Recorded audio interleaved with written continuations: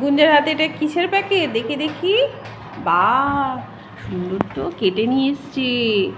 কচুরলতি রান্না করবো আজকে। চিংড়ি মাছ। ও, কচুরলতি দিয়ে চিংড়ি মাছ রান্না হবে আজকে। ফ্রিজে ঢুকে যাচ্ছে চিংড়ি মাছ, দারুণ খাওয়া। তো চিংড়ি মাছটা আমি ভালো করে ধুয়ে নেব, আর লতিটাও ভালো করে ধুয়ে সিদ্ধ করে জলটা ফেলে দেব। আর একটু ডিম সিদ্ধ বসিয়েছিলাম, আর সকালে টিফিনের জন্য রুটি বানিয়ে নিচ্ছিলাম। তো রুটি খাই সকালবেলায়। আর এদিকে চিংড়ি মাছটা আমি ভেজে তুলে নিয়েছি, আর এটা সিদ্ধও করে নিয়েছি। আর দেখো, রেডি হয়ে গেছে আমার কচুরলতি।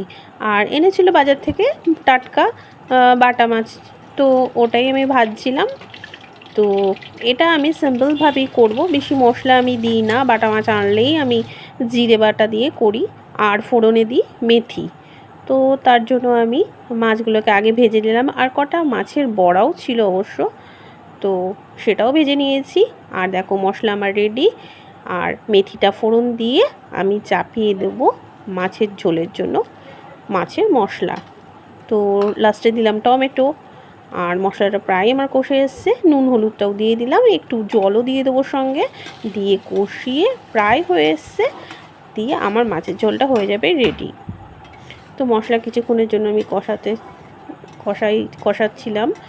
আর একটু পর যখন তেলটা ছেড়ে আসলো, তখন আমি জল দিয়ে মাছগুলো দিয়ে রেডি করে ফেললাম আমাদের দুপুরের লাঞ্চের জন্য বাটা মাছের ঝাল।